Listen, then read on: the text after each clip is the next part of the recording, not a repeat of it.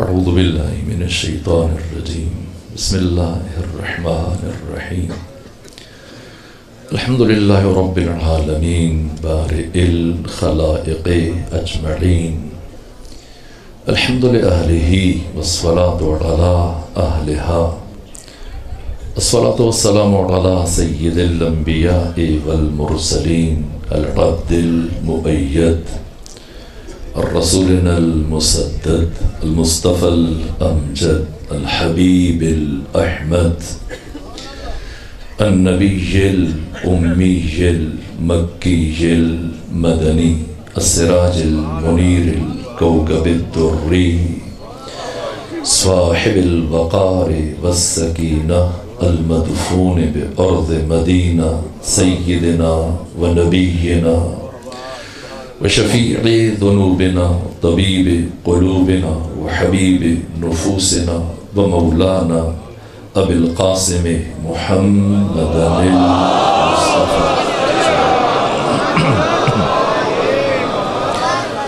وأهل بيته الأطيبين الأطهرين الأنجبين المعصومين المظلومين ولعنة الله على أعدائهم ومنكر فضائلهم وغاصب حقوقهم من جمع عداوتهم إلى الآن ومن الآن إلى قيام يوم الدين أما بعد فقد قال حق سبحانه وتعالى في القرآن بسم الله الرحمن الرحيم الله نور السماوات والأرض مثل نوره كمشكاة فيها مصباح المصباح في زجاجة الزجاجة كأنها كوكب دري يوقد من شجرة مباركة زيتونة لا شرقية ولا غربية يكاد زيتها يضيء ولو لم تمسسه نار نور على نور يهدي الله لنوره من يشاء ويضرب الله الأمثال للناس واللہ بکل شیء علیم. صلوات بھیجیے خاندان فاضلہ.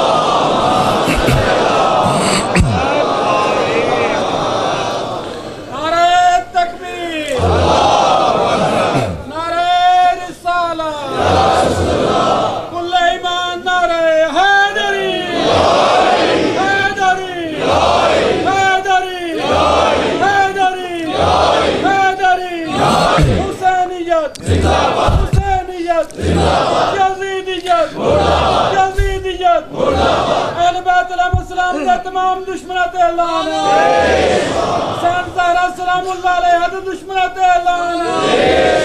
ابن ملجم تے اعلان ہے. آواز بلند صلوات.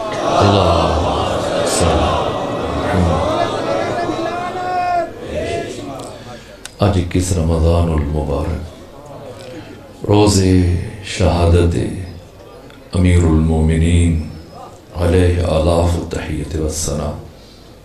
پوری کائنات آقا کے غم میں سوگوار ہے، اور اس مقام پر شہر ملتان کے شرفاء اور پاکیزہ ترین افراد، مرد، خواتین، بچے اس گزرگاہ میں بہرحال بیٹھنے کی جگہ نہیں ہے، اس لیے زمین پر بیٹھے ہیں، خاک پر بیٹھے ہیں، تاکہ پیغمبر گرامی اسلام کو ان کے بھائی علی ابن ابی طالب کی شہادت کا پرسہ پیش کر سکیں. یا رسول اللہ، ان عزاداروں کا پرسہ قبول فرمائیے. میں تمام معصومین کی بارگاہ میں، آقا امام زمانہ کی بارگاہ میں، آپ مومنین کی خدمت میں تعزیت پیش کرتا ہوں. علی نور خدا، علی عزت خدا، علی غیرت خدا، علی حق تعالی کی تمام صفات، اسماء، صفات جلال و جمال کے مظہر تام، امیر المومنین کے تعارف میں آج کی اس مختصر مجلس کے لیے میں نے قرآن مجید کی جس آیت کا انتخاب کیا اس کا تعلق سورہ نور سے ہے۔ سورہ نور جو قرآن مجید کا 24واں سورہ ہے، 64 آیتوں پر مشتمل ہے۔ اس کی 35 نمبر آیت آپ کے سامنے تلاوت کی، جس آیت کو آیت نور کہا جاتا ہے، اور اس آیت کی نسبت سے سورہ کو سورہ نور کہا جاتا ہے، جس میں حق تعالی نے ارشاد فرمایا اللہ نور السماوات والارض، اللہ آسمانوں کا اور زمین کا نور ہے، مثل نورہ کمشکات، اللہ کے نور کی مثال مشکات کے جیسی ہے۔ مشکات تاکچہ، چراغدان، دیوار میں بنا ہوا وہ آلہ اور مقام جس جگہ چراغ کو رکھا جاتا۔ اللہ نے اپنے نور کی مثال خود چراغ سے نہیں دی، اس مقام یا مکان سے دی جہاں چراغ کو رکھا جاتا ہے۔ مشکات، محراب نما آلہ جو دیواروں کے درمیان بنا دیا جاتا ہے چراغ رکھنے کے لیے۔ آج کے متمدن، مہذب اور مثقف معاشرے میں شاید اب یہ چیزیں مفقود ہیں، لیکن ماضی قریب میں چلے جائیں اور شہر ملتان، شہر تمدن، شہر تہذیب، اب بھی آپ کو ایسے مقامات دکھائی دیں گے جہاں چراغ جلانے کے لیے ایسے آلے رکھے جاتے ہیں۔ ان جگہوں کو، اس جگہ کو عربی میں مشکات کہتے ہیں۔ مثل نورہ کمشکات، اللہ کے نور کی مثال مشکات کے جیسے، فیہا مصباح، جس میں چراغ ہے، المصباح فی زجاجہ، یہ چراغ مصباح زجاجہ میں، زجاجہ وہ آبگینہ، وہ حباب، نرم باریک اور لطیف شیشہ جسے چراغ پر رکھا جاتا ہے تاکہ اس کی روشنی محفوظ ہو جائے ہواؤں سے، آندھیوں سے، حوادث سے، یہ دیر تک جلتا رہے اور اس کی روشنی دور تک پہنچتی رہے۔ اسے عربی میں زجاجہ کہا جاتا ہے۔ المصباح فی زجاجہ، یہ چراغ حباب میں، زجاجہ میں، اور یہ زجاجہ الزجاجۃ کأنہا کوکب دری، یہ زجاجہ کوکب دری کی مانند ہے۔ کوکب ستارہ، دری موتیوں سے بنا ہوا۔ یہ زجاجہ، یہ حباب آبگینہ، یہ موتیوں سے بنے ستارے کی مانند درخشاں ہے، ضیابان ہے، روشن ہے، جگمگا رہا ہے۔ اس کی روشنی کہاں سے ہے؟ یوقد من شجرۃ مبارکۃ زیتونہ، اس زجاجہ کو روشن کیا گیا شجرہ مبارکہ زیتونہ سے۔ کیوں کائنات کے تمام درختوں کو چھوڑ کر درخت زیتون سے تشبیہ دی جا رہی ہے زجاجہ کو نور خدا سے؟ کیوں؟ لفظ زیتون قرآن مجید میں 6 مرتبہ استعمال ہوا، 6 مرتبہ یہ لفظ استعمال ہوا، اور قرآن مجید کی 44 صورتوں میں کوئی قسم استعمال نہیں ہوئی۔ باقی 70 صورتوں میں کوئی قسم اللہ نے استعمال نہیں کی، باقی 44 صورتوں میں اللہ نے 118 قسمیں استعمال کی۔ اور ان 118 قسموں میں سے ایک قسم پروردگار نے درخت زیتون کی اٹھائی۔ لفظ زیتون قرآن میں 6 مرتبہ استعمال ہوا، اور اس درخت کا شرف یہ ہے کہ اس کی قسم اٹھائی گئی۔ کیوں قسم اٹھائی گئی؟ جب آدم ثانی جناب نوح علیہ وعلی نبینا آلاف و تحیت والثناء مسلسل کئی دن پانیوں کے اوپر تیرتے رہے، اور مسلسل پانیوں پر رہنے کے بعد آپ کی کشتی میں موجود افراد کے اندر یاس اور نومیدی پیدا ہونا شروع، ان میں چمیگوئیاں شروع ہوئیں، اور انہی میں سے ایک نے اظہار کیا، اے نبی خدا، کیا ہم اسی طرح سے پانیوں پر تیرتے تیرتے مر جائیں گے، یا کبھی زمین پر اتریں گے، کبھی خشکی کا منہ دیکھیں گے؟ یہ سنا جناب نوح نے کشتی کے اندر موجود پرندوں میں سے 4 کبوتروں کا انتخاب کیا، انہیں مختلف اطراف میں روانہ کیا، اور کچھ فاصلے زمانی طے ہونے کے بعد ان 4 میں سے ایک کبوتر اپنی چونچ میں زیتون کے درخت کا پتا لے کے پہنچا۔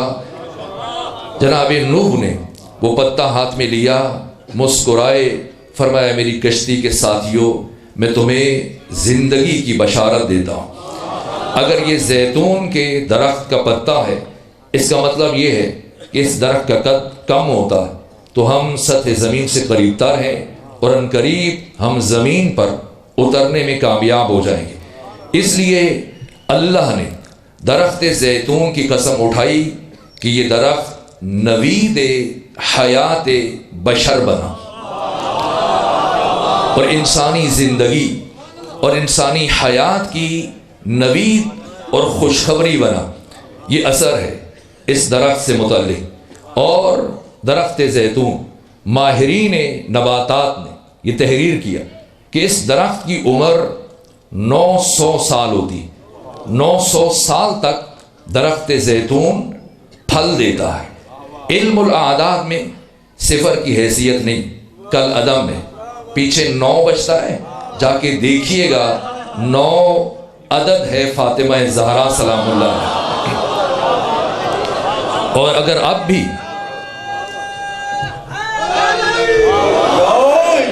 کسی تک بات نہ پہنچے تو ماہرین نباتات نے جو اس کی دوسری خصوصیت لکھی ہے کہ یہ درخت ہمیشہ پاک جگہ پر اگتا ہے۔ کسی ناپاک مقام پہ جتنی مرضی کھاد ڈال دیں، جتنی زرخیز زمین ہو، کبھی بھی شجرہ زیتونہ کاشت نہیں کیا جا سکتا۔ اس درخت سے متعلق صرف ایک حدیث پیغمبر اسلام کی، جسے حبر الامہ ابن عباس رضی اللہ تعالی عنہ نے نقل کیا کہ پیغمبر نے فرمایا، اس کائنات میں درخت زیتون وہ واحد درخت ہے جس کے پھل میں اللہ نے شفا رکھی، اور اس کو دوا کے طور پہ استعمال کیا جا سکتا ہے۔ یہاں تک کہ اس کے پتوں میں بھی خدا نے شفا رکھی اور اسے دوا کے طور پہ استعمال کیا جا سکتا ہے۔ یہاں تک کہ اس کی لکڑی میں بھی اللہ نے شفا رکھی اور اسے دوا کے طور پہ استعمال کیا جا سکتا ہے۔ اور اگر اس درخت کی لکڑی کو جلا دیا جائے تو اللہ نے اس درخت کی لکڑی کی راکھ میں بھی انسانوں کے لیے شفا رکھی ہے۔ شجرہ مبارکہ زیتونہ، اس زجاجہ کو روشن کیا گیا، یوقدو من شجرۃ مبارکۃ زیتونہ۔ اس شجرہ مبارکہ زیتونہ کا وصف کیا ہے؟ لا شرقیۃ ولا غربیہ، نہ شرقی ہے نہ غربی ہے۔ کچھ درخت شرقی ہوتے ہیں باغ میں جو مشرق کی جانب ہو، تو جب سورج طلوع کرتا ہے تو پھر یہ سورج سے روشنی حاصل کرتے ہیں۔ سورج اس کائنات میں منبع حیات ہے، عامل حیات ہے، اس لیے کہ حیات کے 2 بنیادی ترین منابع نور، حرارت اور روشنی، یہ دونوں سورج کی بدولت ہیں۔ جو بھی اس کائنات میں پودے اگتے ہیں یا ان پر رزق لگتا ہے، یہاں تک کہ بحر القاہل، بحر اوقیانوس، 14 کلومیٹر پانیوں کے اندر سمندر کی تہہ میں جو مچھلیاں رزق حاصل کرتی وہ بھی سورج کی وجہ سے۔ یہ سورج عامل حیات ہے۔ جتنی معدنیات یا اپنی انگلیوں میں جو پتھر پہن رکھے، یہ سب سورج کی وجہ سے۔ جتنے باقی چیزیں حرارت کے عوامل ہیں، جو چیزیں پیٹرول ہے، ڈیزل ہے، تیل ہے، کوئلہ ہے، سب سورج کی وجہ سے، بارشیں سورج کی وجہ سے، اسی طرح سے بادل سورج کی وجہ سے سفر کرتے ہیں، اور یہ بخارات، سورج عامل حیات ہے۔ اور اگر کوئی پودا مشرق کی سمت ہے تو پھر وہ فجر سے لے کر طلوع آفتاب سے لے کر زوال تک سورج کی روشنی سے استفادہ کرتا ہے اور اس کی روشنی کو اپنے اندر جذب کرتا ہے، تو اسی نسبت سے اس کی خوراک میں وہ قوت پیدا ہوتی ہے۔ اور جو غرب میں مغرب کی جانب ہے، زوال سے لے کر غروب آفتاب تک، یہ پھر سورج سے کسب فیض کرتے ہیں، اس کی روشنی کو اپنے اندر جذب کرتے ہیں۔ لیکن اس شجرہ مبارکہ زیتونہ سے متعلق قرآن تعارف فرما رہا ہے، لا شرقیت ولا غربیہ، نہ یہ شرقی ہے نہ یہ غربی ہے، یہ دائماً نور کے حصار میں ہے، یہ مسلسل نور کے احاطے میں ہے۔ لا شرقیت ولا غربیہ یکاد زیتھا یضیء، یکاد افعال مقاربہ میں سے۔ اب مستقبل قریب کی بات ہو رہی ہے، خدا فرما رہے ان قریب اس کا زیت، اس کا جوہر، اس کا تیل، اس کا رس، اس کا نچوڑ، اس کا اسارہ، اس کا سلالہ قریب ہے، یکاد زیتھا یضیء، ضیابار ہو جائے، جگمگا اٹھے۔ لیکن اسے چمکنے کے لیے اور جلنے کے لیے آگ کی ضرورت نہیں۔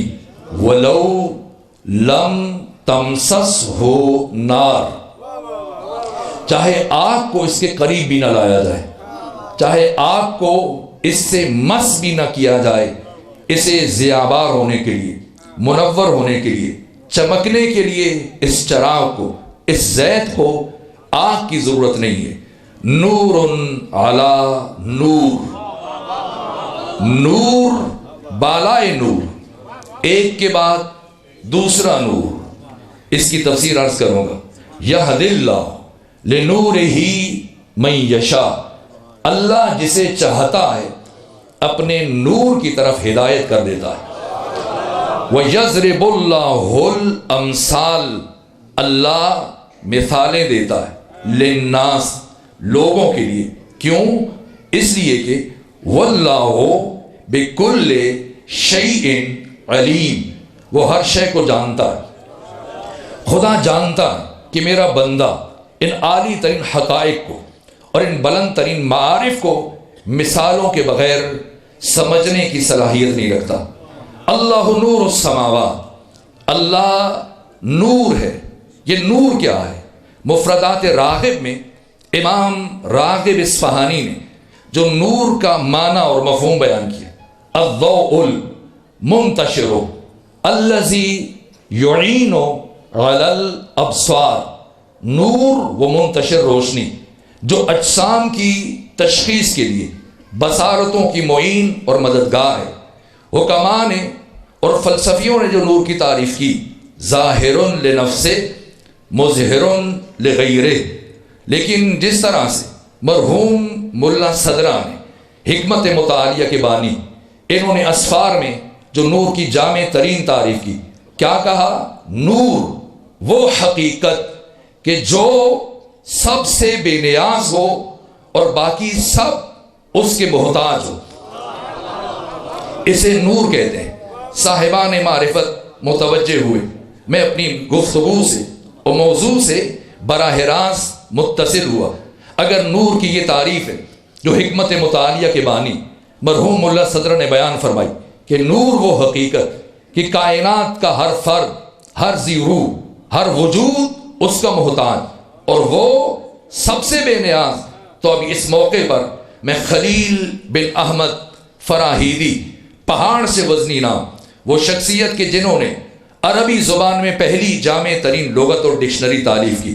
اس وقت جتنی بھی عربی لغات ہیں، ڈکشنریاں ہیں، منجد، لسان العرب، قاموس، بحر المحیط، فقہ اللغہ، مجمع البحرین، باقی جتنی بھی لغات ہیں، سب اس ایک کتاب کی روشنی میں مدون کی گئی جو خلیل بن احمد فراہیدی نے لکھی، جن کی وفات 157 ہجری میں ہوئی۔ انہوں نے جو کتاب لکھی، کتاب العین، یہ منبع ماخذ اور مصدر کی حیثیت رکھتی ہے۔ اس کتاب العین کے صفحہ نمبر 28 پر جناب خلیل بن احمد فراہیدی نے یہ جملہ تحریر کیا کہ لوگ مجھ سے سوال کرتے ہیں کہ اے خلیل، تم علی ابن ابی طالب کو امام الکل فی الکل کیوں مانتے ہو؟ سمجھیں گے اس بات کو؟ امام الکل فی الکل کا مطلب برادران اہل تسنن تشریف فرمائے، ان کے ہاں 4 امام ہیں۔ کون؟ امام مالک ابن انس، امام شافعی، امام احمد ابن حنبل، نعمان بن ثابت، ابو حنیفہ۔ یہ 4 امام کل دین میں ہیں یا صرف فقہ میں؟ فقہ میں ہے، احکام میں اہل تسنن کے 4 امام ہیں۔ عقائد میں چلے جائیں الگ ہیں، بعض اہل تسنن اشاعرہ ہیں، بعض معتزلہ ہیں۔ ایک فن میں، ایک علم میں، ایک شعبے میں یہ امام مانے جاتے ہیں۔ لیکن خلیل بن احمد فراہیدی یہ کہا کرتے تھے، ان کا تعلق میرے مکتب سے نہیں ہے، اس کے باوجود یہ جملہ کہا کرتے تھے، علی امام الکل فی الکل، علی سب کا امام ہے۔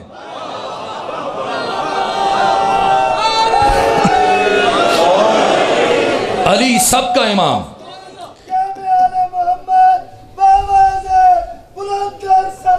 اللہ سب کا امام، اور سب میں امام، ہر ایک کا امام ہے۔ ابھی روشن ہوتا چلا جائے گا ہر ایک کا مصداق کون کون ہے۔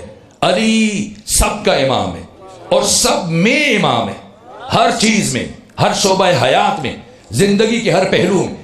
ان سے سوال کیا گیا کہ اے خلیل، مت دلیل علی ان علی امام الکل فی الکل، تو انہوں نے اپنی کتاب العین کے صفحہ نمبر 28 پر جواب دیا، کہا اس لیے میں علی کو امام الکل فی الکل مانتا ہوں۔ اگر نور کی تعریف جو مرحوم اللہ صدر نے بیان فرمائی ذہنوں میں رہے تو پھر سنیں خلیل بن احمد فراہیدی نے کیا کہا اس لیے لأن افتقار الکل الیہ فی الکل و استغناؤہ عن الکل فی الکل، کہ اس لیے علی کو امام الکل فی الکل مانتا ہوں کہ جب میں نے علی کی زندگی کو پڑھا تو میں نے ساری کائنات کو علی ابن ابی طالب کا محتاج دیکھا ہے، اور علی کو میں نے ساری کائنات سے بے نیاز دیکھا ہے۔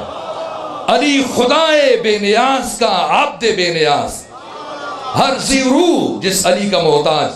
یہ علی نور خدا، دوست دشمن اپنے بیگانے ہر ایک اعتراف کر رہا ہے، ہر ایک علی کی مدد کا قائل نظر آتا، اور ہر ایک یہاں تک کہ خلیفہ ثانی عمر ابن خطاب سے متعلق یہ جملہ لکھا ہے مولانا شبلی نعمانی الفاروق کے مصنف، یہ جملہ لکھا، کہاں جب میں الفاروق تالیف کر رہا تھا تو میں نے مختلف کتابوں سے مدد لی، تو یہاں پر علامہ جلال الدین سیوطی جن کی وفات 911 ہجری میں ہوئی، صاحب تفسیر در المنصور، انہوں نے اپنی کتاب میں لکھا کہ خلیفہ ثانی عمر ابن خطاب نے اپنی زندگی میں 70 مرتبہ یہ جملہ کا لولا علی لہلک عمر، اگر علی نہ ہوتے عمر ہلاک ہو جاتا، کہا لیکن جب میں نے خود تحقیق کی، جستجو کی، اور میں نے خود منابع کو اور مصادر کو کھنگالنا شروع کیا،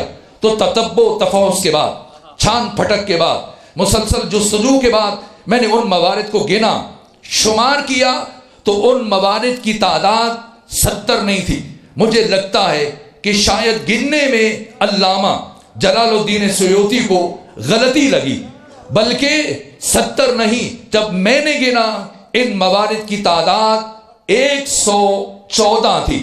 اور خلیفہ اپنی زندگی میں سب کے سامنے یہ دعا کیا کرتے تھے، مم معضلۃ لیس لہا ابو الحسن، پروردگار مجھے ایسی مشکل میں مبتلا نہ کرنا جس کے حل کے لیے ابو الحسن علی ابن ابی طالب موجود نہ ہو۔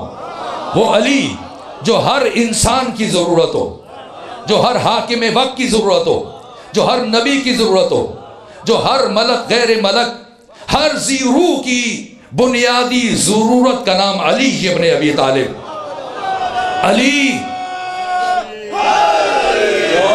علی سب سے بے نیاز، ساری کائنات علی کی محتاج، علی نور خدا، میں آیت کا مصداق عرض کروں اور پھر پلٹ کر یہیں پر پہنچیں گے کہ اللہ کیوں فرما رہے اللہ نور السماوات والارض، آسمان 7 ہے، اس لیے لفظ سماوات قرآن مجید میں 7 مرتبہ استعمال ہوا. اس آیت میں لفظ سماوات بطور جمع استعمال ہوا. عرض کو پروردگار نے مفرد رکھا. مفرد یہاں پر حکماء نے، مفسرین نے، محدثین نے اس آیت کی تفسیر میں لکھا زمین مفرد کیوں ہے؟ زمین سے مراد عالم ناسوت، عالم ملک، عالم مادہ، یہ عالم ہست و بود، یہ عالم آب و گل، یہ بزم گیتی و کائنات جب میں اور آپ زندگی گزار رہے ہیں، یہ ہے عالم ناسوت. اس سے بالاتر، اس سے مابرا پھر عالم ملکوت ہے جو ہوا سے خمسہ کی رینج سے مابرا ہے، جو ہوا سے خمسہ کی رینج سے بالاتر عالم ملکوت. عالم ملکوت میں ملکوت اسفل، پھر ملکوت اعلیٰ. ملکوت اسفل عالم مثال، عالم نفس، عقول عالیہ، مجردات عالیہ، اور یہاں تک کہ پھر ملکوت اعلیٰ بیت المعمور، آسمان چہاروں جو مستقر ہے ملائکہ کا، جو ٹھکانہ ہے فرشتوں کا، جو مستقر ہے ارواح انبیاء کا. اور اس سے بالاتر صلوات بھیجیے خاندان فاطمہ.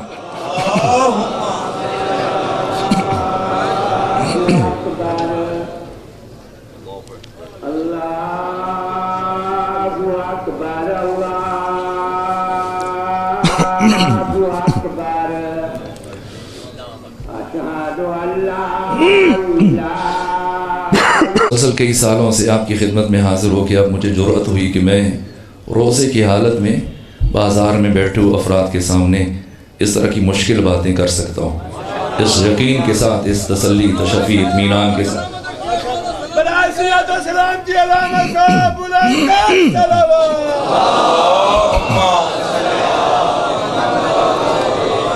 بس صرف یہی مرحلہ طے کریں اور آپ کی زحمتوں کو تمام کر دوں جس میں میں اور آپ رہ رہے ہیں. یہ عالم ناسوت ہے، اس سے ماورا بالاتر عالم ملکوت، ملکوت اسفل، پھر ملکوت اعلیٰ. ملکوت اعلیٰ یعنی بیت المعمور، آسمان چہاروں جو فرشتوں کا مستقر ہے، جہاں حق تعالیٰ نے ارواح انبیاء کو رکھا. اس سے ماورا، اس سے بالاتر عالم لاہوت، عالم اسماء و صفات، وہ عالم جہاں اللہ نے حقیقت محمدیہ کو رکھا. اور یہ حقیقت محمدیہ کسی ایک فرد میں منحصر نہیں ہے. یہ حقیقت محمدیہ کبھی پیغمبر اسلام کی شکل میں متجلی ہوئی، پھر یہی حقیقت محمدیہ ذات علی کی شکل میں ظاہر ہوئی، کبھی فاطمہ کی صورت میں، کبھی حسن کی صورت میں، کبھی حسین کی صورت میں. یہ حقیقت محمدیہ، یہ 14 نور، یہ عالم لاہوت کے باشندے، یہ بالاتر ترین مقام جو ذہن بشر سے، عقل بشر سے، فکر بشر سے ماورا. اس لیے امیر المومنین فرماتے ہیں کہ جہاں پر عقل انسانی کی انتہا ہوتی ہے وہاں سے ہمارے فضائل شروع ہوتے ہیں.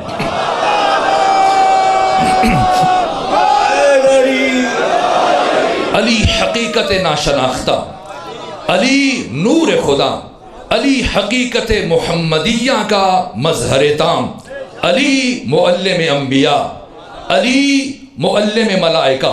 ہم عالم ناسوت میں رہتے ہیں اور بیت المعمور پر جو فرشتے ہیں، جب اللہ نے ارادہ کیا صاحب ینابی المودہ جناب سلیمان قندوزی حنفی اہل سنت کے برجستہ عالم، انہوں نے اپنی کتاب ینابی المودہ میں اس روایت کو تحریر کیا کہ پیغمبر اسلام نے فرمایا کہ اللہ نے پہلے مرحلے میں ہم 14 کے نور کو خلق فرمایا اور پھر ہمارا نور پہ ہم مسلسل اللہ کی تسبیح میں، اللہ کی بندگی میں، خدا کے ساتھ محو راز و نیاز رہا، اللہ کی عبادت میں مشغول رہا، یہاں تک کہ پھر اللہ نے ہماری تخلیق کے 80,000 نوری سال گزرنے کے بعد ملائکہ کو خلق کیا، فرشتوں کو خلق کیا.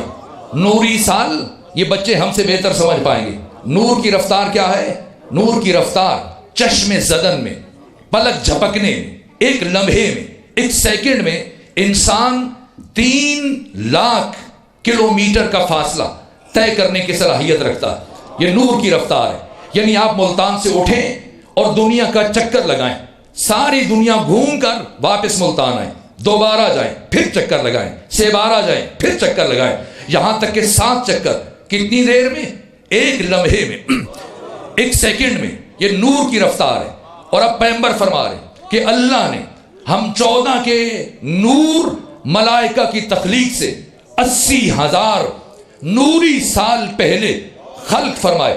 پھر اللہ نے فرشتوں کو خلق کیا, اور جب اللہ نے ارادہ کیا کہ جبرائیل کو باقی فرشتوں کا سردار اور رئیس معین کرے, تو خدا نے جبرائیل سے, یہاں پیغمبر فرماتے سبحنا فسبحت الملائکہ. کون ہے ملائکہ؟ کون ہے یہ 14؟ پیغمبر فرماتے اللہ نے ہمارے نور کو ملائکہ کے نور سے, ملائکہ کی تخلیق سے 80,000 نوری سال پہلے خلق فرمایا. پھر جب ملائکہ نے ہمارے انوار کو مشاہدہ کیا, ہمارے نور ملائکہ نے دیکھے, تو انہوں نے یہ گمان کیا, پیغمبر فرما رہے فزعموا, انہوں نے گمان کیا شاید ہم 14 نور ان کے خالق ہیں, اس سے پہلے کہ وہ ہمارے سامنے سجدہ ریز ہو جاتے. پیغمبر فرما رہے فسبحنا فسبحت الملائکہ, ہم نے فوراً بلا فاصلہ خدا کی تسبیح شروع کر دی, اور ہمیں دیکھ کر, ہمیں سن کر ملائکہ نے خدا کی تسبیح شروع کی. حللنا وحللت الملائکہ, ہم نے تحلیل کی, ہم نے لا الہ الا اللہ کہنا شروع کیا. ہمیں دیکھ کر اور سن کر ملائکہ نے لا الہ الا اللہ کہا. ہمیں دیکھ کر ملائکہ نے سجدہ سیکھا, خدا کی بندگی سیکھی, خدا سے گفتگو کا سلیقہ سیکھا, یہاں تک کہ اللہ نے ارادہ کیا کہ وہ جبرائیل کو باقی فرشتوں کا سردار معین کرے. تو خدا نے جبرائیل سے پوچھا اے جبرائیل من انت ومن انا, بتا. یہ سلیمان قندوزی حنفی اہل سنت عالم نے اپنی کتاب جنابی المودہ میں لکھا کہ خدا نے پوچھا اے جبرائیل بتا من انت ومن انا, تو کون ہے, میں کون ہوں. جبرائیل نے جواب دیا انت انت و انا انا, تو ہے, میں ہوں. یہاں پیغمبر نے فرمایا کہ پھر میرے بھائی علی ابن ابی طالب کا نور آگے بڑھا, اور علی کے نور نے آگے بڑھ کر جبرائیل کو خدا سے گفتگو کا سلیقہ سکھایا کہ اس طرح سے بات کرو, انت رب الجلیل و انا عبدک الذلیل و اسمی جبریل. جبرائیل کا نام جبرائیل کسی اور نے نہیں رکھا, شاگرد مصطفیٰ علی ابن ابی طالب نے رکھا.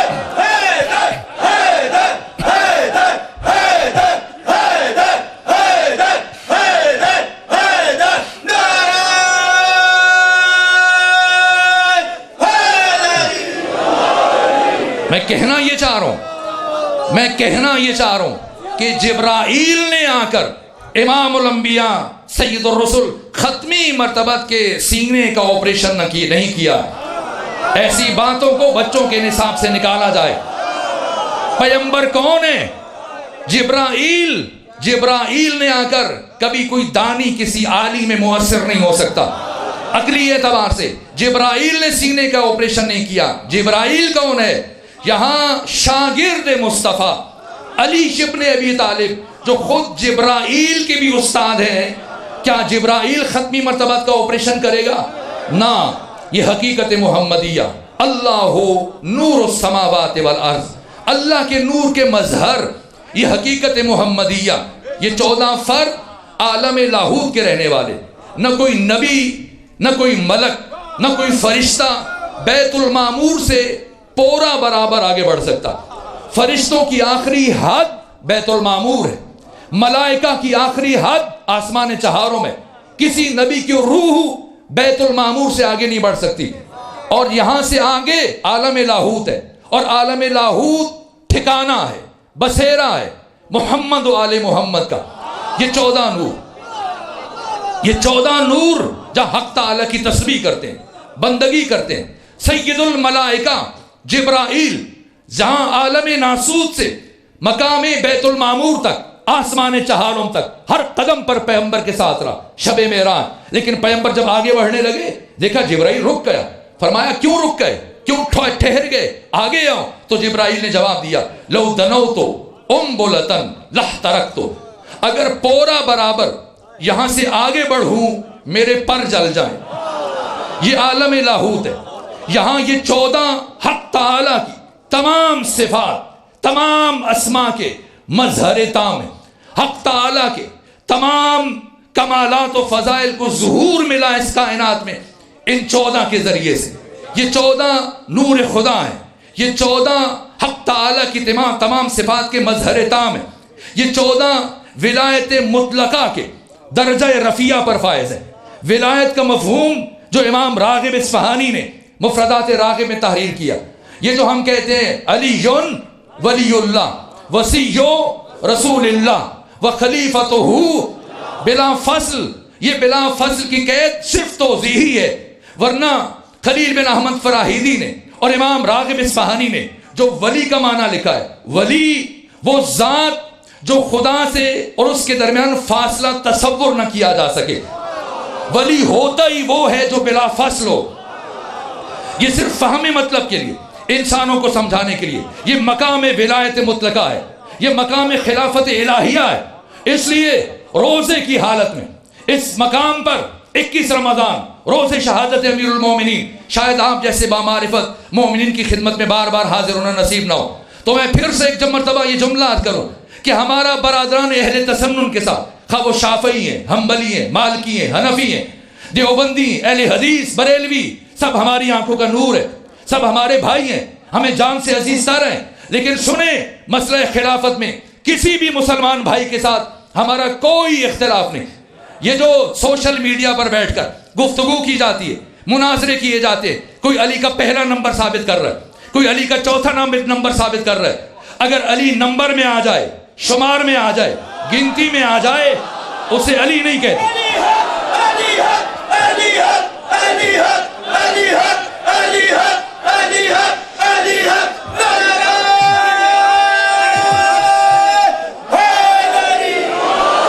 خدا کو جو ہم واحد کہتے ہیں مجازن کہتے ہیں. خدا کو واحد جو کہا جاتا ہے مجازن کہا جاتا ہے، اس لیے کہ واحد عددی میں یہ نقص ہے کہ اس کا نصف بھی ممکن ہے، اس کا 2 بھی ممکن ہے. خدا حقیقتاً احد ہے. احد کا نہ نصف ممکن ہے، نہ اس کا 2 ممکن ہے، نہ یہ گنتی میں آ سکتا ہے. وہ ایک ہو کے بھی آگے عدد نہیں رکھتا، وہ ایک ہو کے بھی ہم سے گنا نہیں جاتا. خدا احد ہے، اور خدا احد کا عبد بے نیاز علی ابن ابی طالب کہ شبلی شمائل نے کہا علی نسخۃ مفردہ، علی اس کائنات میں نسخہ مفردہ ہے.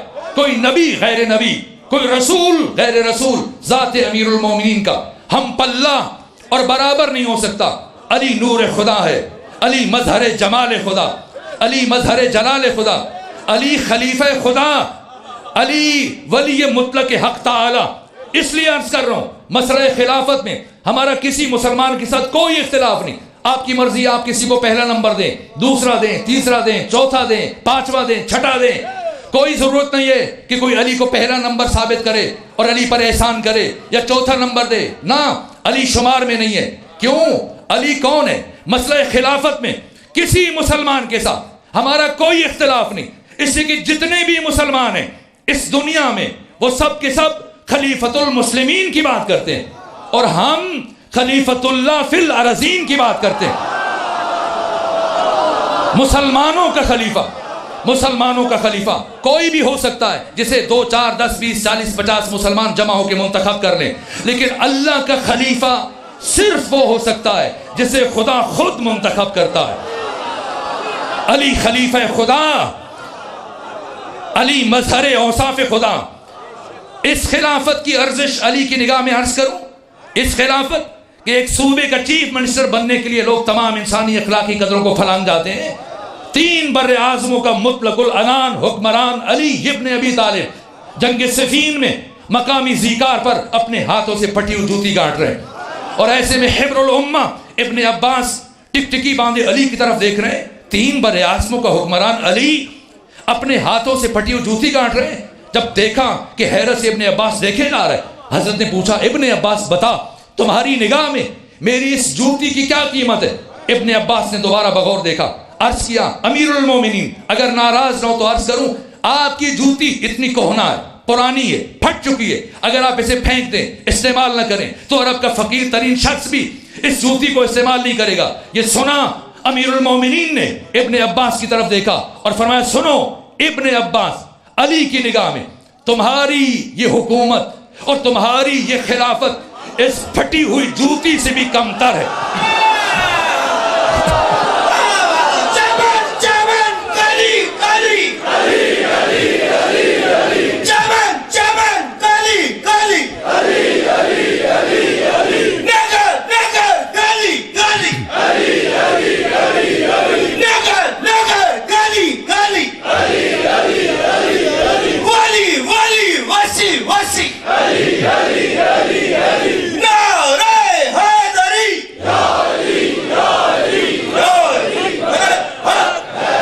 سید العلماء علامہ علی نقی نکر نے اس ضمن میں ایک جملہ کہا کہ اولین و آخرین میں صرف علی وہ واحد حکمران ہے جو ایسی بات اپنی زبان سے ادا کر سکتا ہے کہ تخت سلطنت پست اور علی کی جوتی بلند۔ تخت سلطنت پست اور علی کی جوتی بلند کیوں؟ اس لیے کہ تخت سلطنت پر کبھی باطل کے پاؤں آئے، کبھی حق کے پاؤں آئے، لیکن علی کی جوتی وہ مبارک جوتی ہے جس میں ہمیشہ حق کے پاؤں آئے۔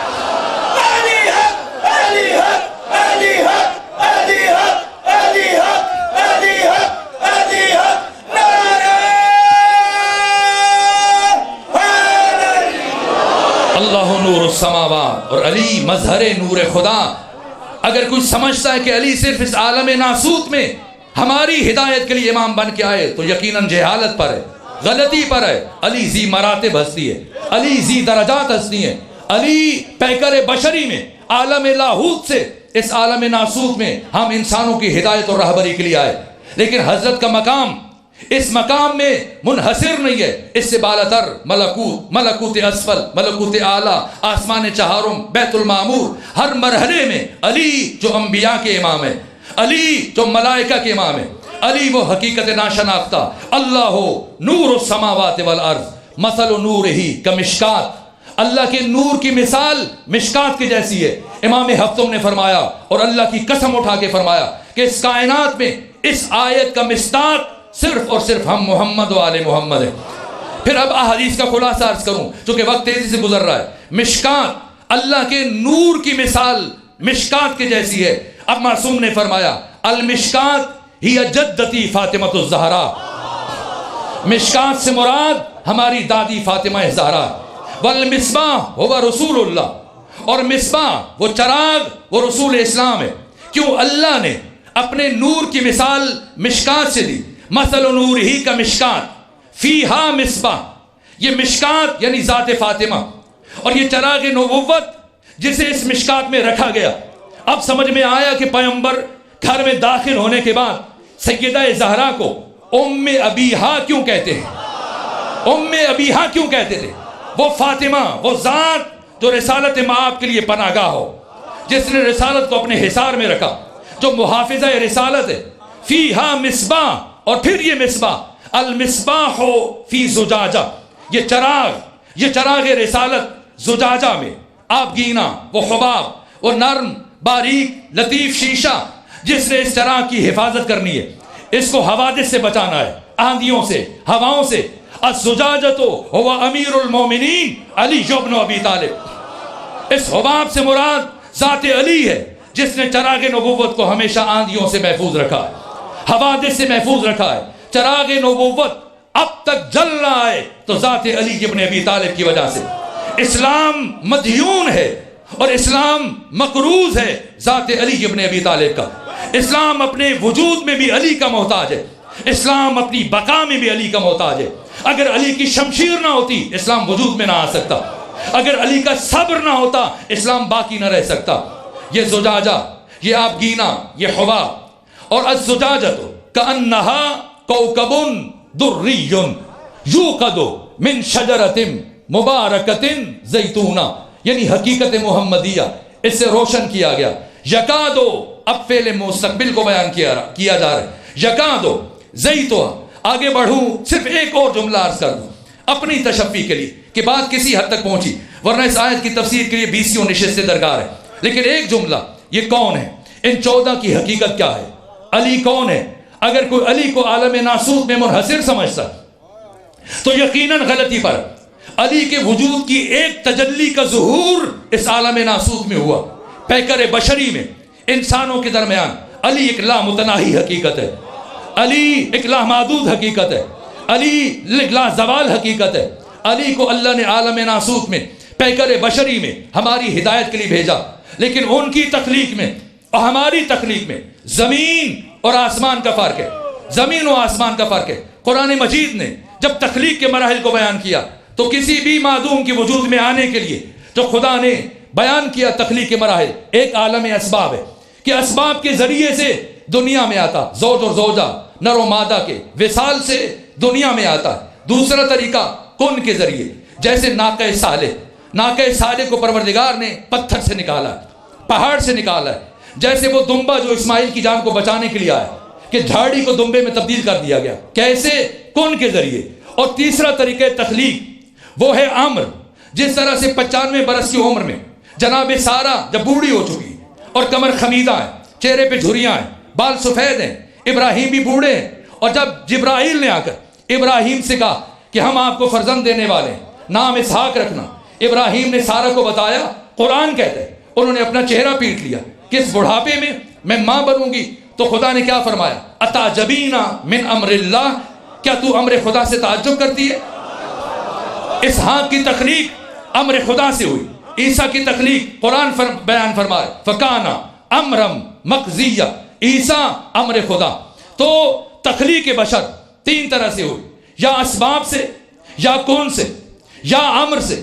تو محمد و آل محمد اور حقیقت علویہ اور حقیقت محمدیہ، کیا آپ کے نور کی تخلیق اسباب سے ہوئی؟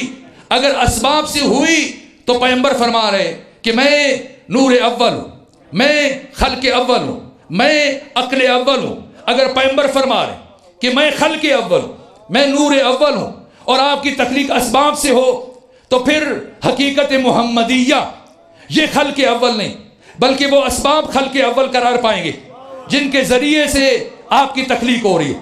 اگر کہیں کن کے ذریعے سے تو کن کا مخاطب تلاش کرنا پڑے گا، اس لیے کہ ناقہ صالح کو پہاڑ سے بنایا گیا، لیکن پتھر تھا جس سے ناقہ صالح بنا. وہ دمبا جو اسماعیل کو بچانے کے لیے آیا، وہ پہلے جھاڑی تھی تو کن کے ذریعے سے پھر وہ دمبا بن گیا. اسی طرح اگر امر کے ذریعے سے تو پھر وہ امر کا مخاطب بھی تلاش کرنا پڑے گا.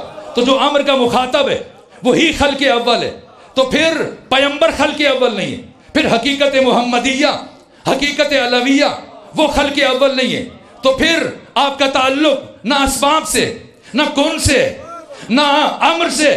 پھر تخلیق کیسی ہوئی؟ خود ختمی مرتبہ نے فرمایا کون تو کنزم مخفیہ، میں ایک چھپا ہوا خزانہ تھا. احباب تو لکئی عرف، چاہا کہ پہچانا جاؤ. فخلقت الخلق، یہ حدیث قدسی ہے جو پیغمبر نے نقل کی. تو پیغمبر حقیقت محمدیہ، حقیقت علویہ، مشیت خدا.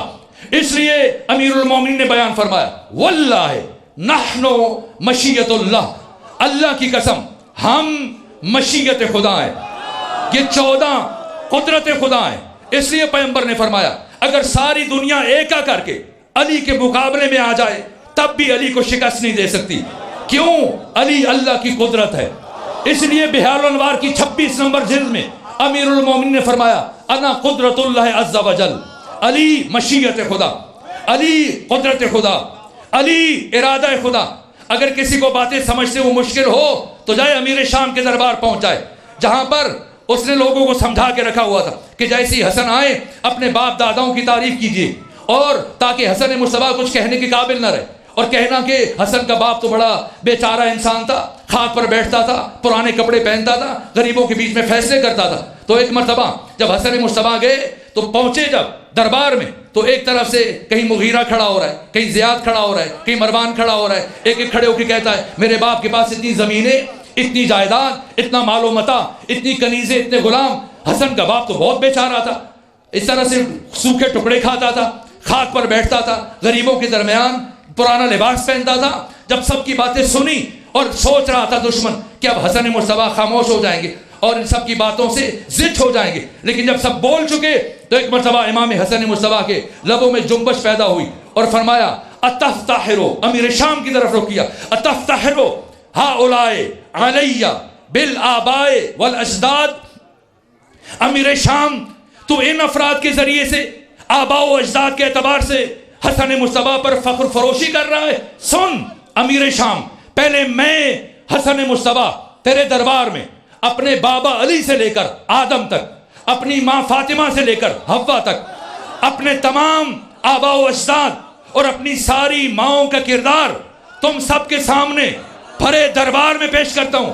फिर तुम इनसे कहो आकर बारी बारी अपनी अपनी माओं का किरदार मेरे कान में बयान करो।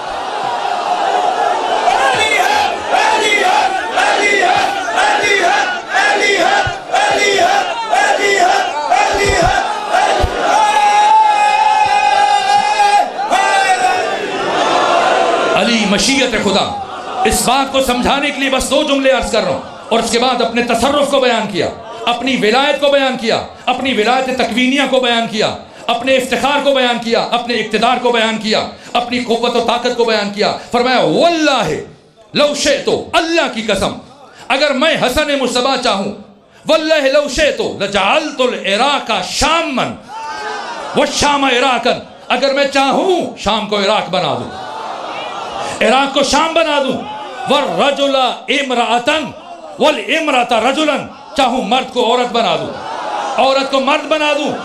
इब्ने अबी अल हदीद मुतज़िली ने लिखा, अल्लामा मजलिसी ने लिखा, फ़क़ाम रजुलुम मिनल हुज़्ज़ार, हाज़रीन में से एक शख्स खड़ा हुआ, कहने लगा यब्ना अबी तुराब, अली के बेटे, मैं यक़दिरु अला ज़ालिक, किसमें इतनी ताकत है, इतनी बड़ी बात कर सके। फ़नज़रल इमामो इलैहि शिज़रन, इमाम ने खीरा निगाही से उसकी तरफ देखा।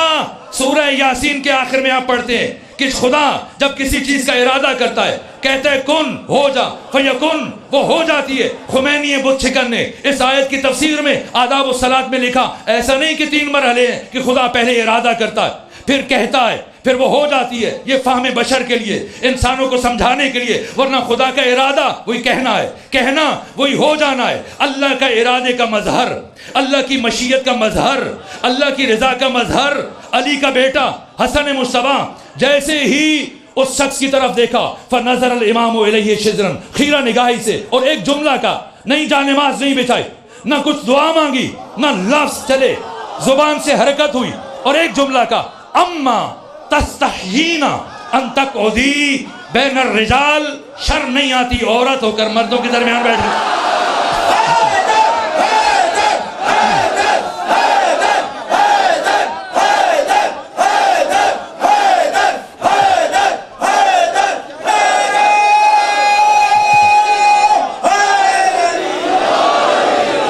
ये तसर्रुफ है, ये इख्तियार है, ये विलायत है, ये खिलाफत इलाहिया का मतलब है, ये अल्लाह की रज़ा के मजहर है। शर्मिंदा हूँ कि वक्त ख़त्म हुआ, बहुत कुछ मताले बर्स करना चाह रहा था लेकिन इस नुक्ते से आगे नहीं बढ़ूंगा। ये हसन है और वह हुसैन है। रोज़े आशूर जब हुर्र इब्न यजीद अर्रियाही आंखों पर पट्टी बांधकर अपने गुलाम और बेटे के साथ आका हुसैन की बारगाह में पहुंचे और कहा कि फर्जंद रसूल, क्या अल्लाह मुझे मुआफ़ कर देगा, क्या अल्लाह मेरी तौबा कबूल कर लेगा? इमाम हुसैन ने नहीं फरमाया कि उम्मीद दिलाई हो कि हाँ मैं दुआ करूंगा अल्लाह तुम्हें माफ़ कर देगा, ना। जैसी हुर ने कहा 56 बड़ी बड़ी किताबें हैं मक्तल की, मिनहाजुद्दुमू है, दमतुस्साकिबा है, नफ्सुल महमूम, अल-लुहूफ, जो किताब उठाएं। जैसी हुर इब्न यजीद अर्रियाही ने अर्ज किया, फर्जंद रसूल, क्या अल्लाह मुझे माफ़ कर देगा, क्या अल्लाह मेरी तौबा कबूल कर देगा? अल्लाह के इरादे का मजहर ताम हुसैन इब्न अली, लबहाए मुबारक में जुम्बश पैदा हुई, फरमाया हो जा, अल्लाह ने तुम्हें माफ़ किया। हुसैन इरादा है खुदा का मजहर, इसलिए खुदा ने फरमाया यकादो ज़ैतुहा युज़ीओ, करीब है कि इस हकीकत मुहम्मदिया, इस शजरे जैतूना का जौहर शोलावार हो जाए। ये करबला को बयान किया जा रहा है, ये आशूरा को बयान किया जा रहा है, ये हुसैन इब्न अली की शहादत को बयान किया जा रहा है। करीब है, वलौ लम तमससहु नार नूरुन अला नूर इमामुन बादा इमाम, हुसैन की नस्ल से आने वाले 9 इमामों को बयान किया जा रहा है। बस गुफ्तगू खत्म हुई। इस आयत में लफ्ज़ नूर 5 दफ़ा इस्तेमाल हुआ, ये पंजतन पाक के नूर की हिकायत की जा रही है। इस आयत में लफ्ज़ मिसबाह 2 दफ़ा इस्तेमाल हुआ। पहली मरतबा मिसबाह से मुराद ज़ात रसूल है, दूसरी मरतबा मिसबाह से मुराद ज़ात हुसैन है। اس آیت میں لفظ زجاجہ 2 مرتبہ استعمال ہوا، وہ شیشہ جو اس چراغ کی حفاظت کرتا ہے۔ پہلی مرتبہ جو زجاجہ کا لفظ استعمال کیا گیا اس سے مراد علی ابن ابی طالب ہے، اور دوسری مرتبہ جو زجاجہ کا لفظ استعمال کیا گیا اس سے مراد زینب بنت علی ہے۔ وہ علی جس نے پہلے چراغ کی حفاظت کی اور حق ادا کیا، اور یہ زینب بنت علی جس نے دوسرے مصباح کی حفاظت کی اور حق ادا کیا کہ امام زمانہ جس بیوی کا شکریہ ادا کر رہے ہیں۔ زینب کون ہے؟ جب مولا متقیان کی خلافت ظاہری کا پہلا جمعہ آیا اور حضرت نے خطبہ دیا اور ساسا بن سوہان عبدی نے اٹھ کر یہ جملہ کہا آپ کے خطاب کے وسط میں، کہا علی ناراض نہ ہو، مجھے معاف کیجیے گا، میں نے آپ کے کلام کو قطع کیا لیکن آج پہلی مرتبہ آپ کو دیکھ رہا ہوں اور پہلی مرتبہ آپ کی گفتگو سن رہا ہوں، آپ کو دیکھنے کے بعد میں یہ محسوس کر رہا ہوں ما زینک الخلافہ بل زینتہ، اس خلافت نے آپ کو زینت نہیں دی، آپ نے خلافت کو زینت دی۔ اے علی اس کائنات کی ہر شے کی زینت آپ کے وجود سے، قرآن کی زینت آپ کے وجود سے، دین کی زینت آپ کے وجود سے، کائنات کی زینت آپ کے وجود سے، اسلام کی زینت آپ کے وجود سے۔ حضرت نے فرمایا ساسا خاموش ہو جاؤ، مجھے خطبہ مکمل کرنے دو۔ اور پھر جب نماز مکمل ہوئی علی چلے، ساسا پیچھے پیچھے۔ حضرت نے فرمایا ساسا اب بتاؤ مسجد میں کیا کہہ رہے تھے؟ ساسا نے اپنے الفاظ دہرائے۔ حضرت نے فرمایا تم نے جو کہا ایسا ہی ہے، اللہ نے مجھے ہر شے کے لیے زینت قرار دیا، لیکن شاید تجھے نہیں معلوم اللہ نے علی کو ایک ایسی بیٹی عطا کی ہے جو علی جیسے باپ کے لیے باعث زینت۔ آج 21 رمضان المبارک ہے، روز شہادت امیر المومنین، اول مظلوم عالم۔ آپ زیارت امیر المومنین میں یہ جملہ پڑھتے ہیں سلام و آپ پر کائنات کے سب سے بڑے مظلوم۔ انسان سوچتا ہے سب سے بڑے مظلوم تو حسین ابن علی ہیں، لیکن علی حسین سے بڑے مظلوم ہیں، اس لیے کہ حسین کی زندگی میں کسی کو جرأت نہ ہوئی کہ حسین کے حرم کے رخسار پر تماچے مارے۔ علی کائنات کا وہ مظلوم ہے جس کی آنکھوں کے سامنے سیدہ زہرا کے رخساروں پر تماچے مارے گئے۔ یہ علی آج 21 رمضان المبارک ہے، اور جو رات گزر گئی اس رات علی کی وصیتوں میں گزر گئی۔ حسن کو وصیتیں فرمائیں، حسین کو وصیتیں فرمائیں، باقی افراد کو فردن فردن وصیتیں فرمائیں، اور سب سے آخر میں شہادت سے کچھ دیر پہلے امیر المومنین نے اپنی بڑی بیٹی زینب بنت علی کو بلایا، قریب بلایا، ہاتھ کا اشارہ کیا، اور باقی سب کے سامنے وصیت فرمائی، لیکن ثانیہ زہرا کے کان میں وصیت فرمائی، جسے سن کر ثانیہ زہرا نے اس بات میں سر ہلایا۔ پھر علی بھی رو رہے تھے اور زینب بھی رو رہی تھی، اور زینب اپنے بابا علی سے لپٹ گئی، اور اس کے بعد کچھ لمحوں کے بعد امیر المومنین کی شہادت ہوئی۔ یہ 40 ہجری ہے، پھر 20 سال گزر گئے۔ ان 20 سالوں میں بنو ہاشم کی خواتین اکثر پوچھا کرتی تھی ثانیہ زہرا سے، سیدہ بتائیں وقت آخر آپ کے بابا نے آپ کو کیا وصیت فرمائی تھی؟ بی بی نے کبھی کسی کو نہیں بتایا، یہاں تک کہ 60 ہجری گزر گئی، 61 ہجری آئی، پھر کربلا، عاشورہ، پھر تاریخ انسانی کا مشکل ترین سفر طے کیا۔ مسلسل 19 دن بے پالان شتر کی پشت پر ثانیہ زہرا نے، ام المصائب نے تاریخ انسانی کا مشکل ترین سفر طے کیا، لیکن سارے سفر میں ایک مرتبہ بھی نہیں فرمایا کاروان کو روکو، قافلے کو روکو، نہیں، چلتی رہی، چاہے گھوڑوں کو دوڑایا گیا، اونٹوں کو دوڑایا گیا، ثانیہ زہرا لہو لہان ہو گئی، لیکن چلتی رہی۔ یکم سفر کو شام پہنچی ہیں، 3 دن شام شہر کے دروازے پر بیٹھی رہیں۔ اس کے بعد بازاروں کو سجایا گیا، درباروں کو سجایا گیا۔ پہلے مرحلے میں علی کی بیٹیوں کو شام کے بازاروں سے گزارا گیا، جن گلیوں سے گزارا گیا میں نے پڑھا ہے کہ شام کی خواتین اپنے گھروں سے گرم کھولتا ہوا پانی چھتوں پر لے کے گئی، جہاں سے یہ بیویاں اور بچے گزر رہے تھے، یہ کھولتا ہوا پانی ان کے سروں پر گرایا جا رہا تھا۔ حکومت کی طرف سے، یزید کی طرف سے نوکدار پتھر تیار کر کے تقسیم کیے گئے عورتوں میں کہ جن گلیوں سے گزارا جائے گا ان گلیوں سے پتھروں کی بارش کر دی جائے۔ اتنے پتھر مارے گئے، ثانیہ زہرا بیویوں بچوں کے لیے چلنا مشکل ہو گیا، بیویاں لہو لہان ہو گئیں، شام کی دیواریں سرخ ہو گئیں۔ 11 صحابہ کرام ہیں، میں نے کتب رجالی میں پڑھا، 11 صحابہ جن کا تعلق شام سے ہے، ان میں سے سال ابن سعد الساعدی ہیں، وہ صحابی رسول جن کا تعلق شام سے ہے۔ جب کچھ دن کے بعد یہ یہاں پہنچے، آئے، اہل شام سے پوچھنے لگے، کیا اے اہل شام، کیا تم اپنے جانوروں کو گلیوں میں ذبح کرتے ہو؟ اب تم اپنے جانوروں کو گلیوں میں ذبح کرتے ہو؟ کہا نہیں صحابی رسول، ہم نے کسی جانور کو ذبح نہیں کیا۔ کہا پھر یہ کیسا خون ہے؟ کہا ان گلیوں سے محمد و علی کی بیٹیوں کو گزارا گیا۔ میں نے مقتل کی کتابوں میں پڑھا، اتنے پتھر مارے گئے، بیویوں کے لیے چلنا مشکل ہو گیا، اس کے باوجود ثانیہ زہرا کوہنیوں کے بل چلی ہیں، آگے بڑھتی چلی گئی، نہیں رکی ہیں۔ کہاں رکی؟ یزید کے دربار کے دروازے پر۔ جب ثانیہ زہرا پہنچی ہیں، ایک مرتبہ زمین پر بیٹھ گئی، سید سجاد آگے بڑھے، پھوپھی اماں گھبرا گئی ہیں، پھوپھی اماں پریشان ہیں۔ فرمایا نہیں سید سجاد۔ پوچھا پھر کیوں بیٹھی ہیں؟ فرمایا سنو سید سجاد، آج سے 20 سال پہلے 40 ہجری میں جب میرے بابا کے سر پہ ضرب لگی تھی اور شب شہادت سب سے آخر میں میرے بابا نے مجھے قریب بلا کر وصیت کی تھی اور پھر بابا کی شہادت ہو گئی تھی، اگلے 20 سال بنو ہاشم کی خواتین مجھ سے پوچھتی رہی، میں نے کبھی کسی کو نہیں بتایا، آج زندگی میں پہلی مرتبہ آپ کو بتانے لگی ہوں۔ میرے بابا علی نے مجھ سے کہا تھا، اے میری بیٹی زینب، تجھے اپنی زندگی میں ایک دن ننگے سر یزید جیسے شرابی کے دربار میں جا، اے بیٹی زینب، تجھے اپنی زندگی میں ایک دن ننگے سر یزید جیسے شرابی کی دربار میں جانا پڑے گا، لیکن میری بیٹی جب ایسا وقت آ جائے تو گھبرانا نہیں، پریشان نہ ہونا، میں علی وعدہ کرتا ہوں میں آؤں گا، تجھے اپنے ساتھ لے کے جاؤں گا۔